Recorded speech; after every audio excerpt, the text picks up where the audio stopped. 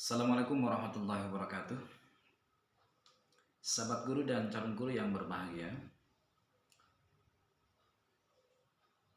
senang sekali bisa bertemu kembali di bincang-bincang kita pada kesempatan yang berbahagia ini.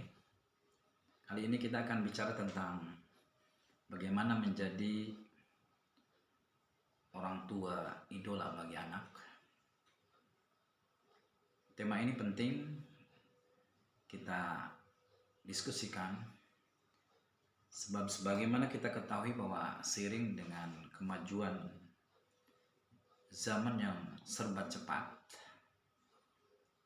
anak-anak kita dihadapkan pada berbagai perubahan yang sangat luar biasa, baik perubahan pada sisi sosial, politik, ekonomi, pendidikan, pengetahuan, industri, termasuk perubahan lingkungan yang serba tidak menentu. Oleh karena itu, maka peran orang tua yang sekaligus sebagai guru yang pertama dan utama menjadi sangat menentukan. Derasnya teknologi tentu telah banyak meluluhlantahkan tatanan sosial, termasuk pola interaksi antara orang tua dengan anak. Masing-masing sibuk dengan kegiatannya sendiri. Orang tua sibuk dengan aktivitas di luar rumah. Sekalipun mereka bisa berkumpul di rumah, kadang-kadang masing-masing aktif, mereka sibuk dengan kegiatan sendiri. Apa yang disibukkan? Mereka sibuk mengurus gadget misalnya. Oleh karena itu maka terjadilah kerenggangan komunikasi antara orang tua dan anak itu sendiri. Padahal kita tahu bahwa salah satu fungsi dari keluarga itu adalah selain fungsi biologis, fungsi ekonomis, ada juga fungsi pendidikan dan edukasi bagi anak. Fungsi perlindungan sosialitatif, rekreatif, termasuk fungsi keagamaan. Nah, ketika terjadi kerenggangan komunikasi antara orang tua dengan anak, maka fungsi-fungsi itu bisa jadi tidak terlaksana. Oleh karena itu maka orang tua mesti berpikir bagaimana agar kerenggangan komunikasi yang saat ini terjadi itu bisa diselesaikan. Maka jadilah orang tua yang memungkinkan kita bisa menjadi idola bagi anak.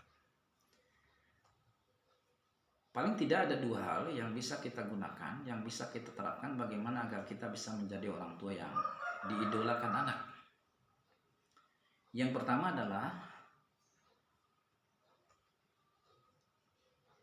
pola komunikasi yang efektif.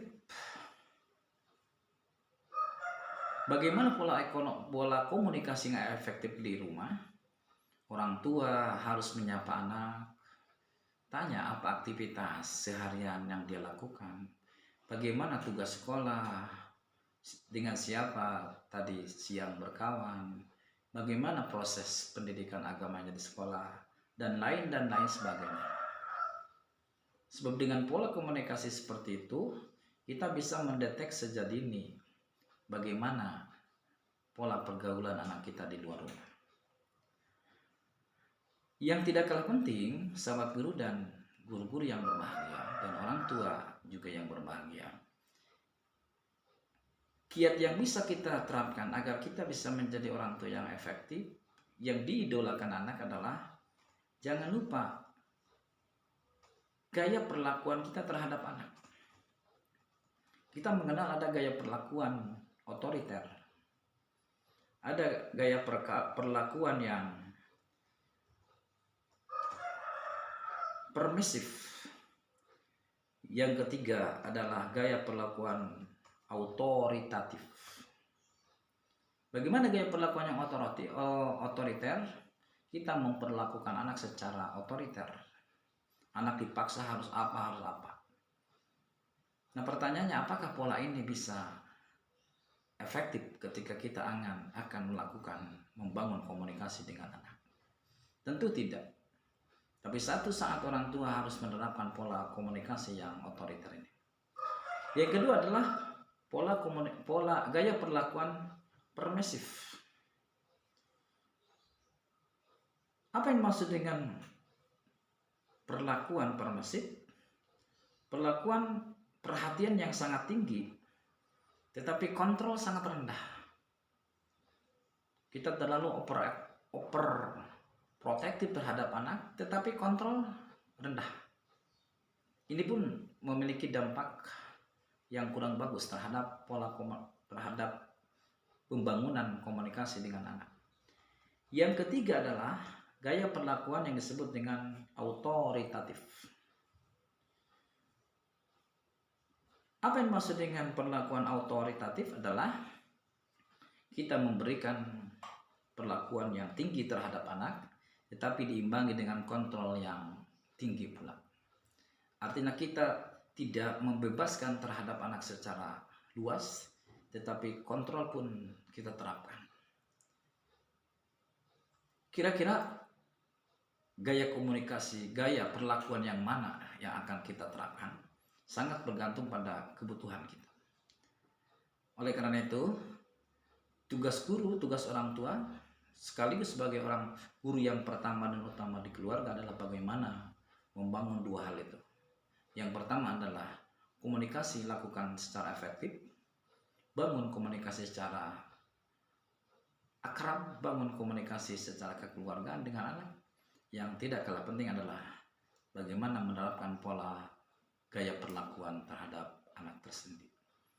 Bisa menggunakan gaya perlakuan otoriter, bisa menggunakan gaya perlakuan permisif, dan yang terakhir adalah kita pun bisa mempertimbangkan menerapkan gaya perlakuan autoritatif.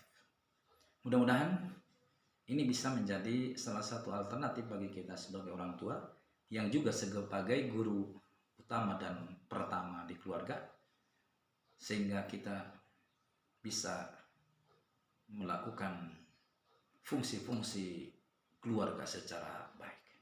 Selamat mencoba, mudah-mudahan kita semua menjadi orang tua yang mampu melahirkan anak-anak yang sesuai dengan harapan keluarga, harapan agama, bangsa, dan negara. Terima kasih. Assalamualaikum warahmatullahi wabarakatuh.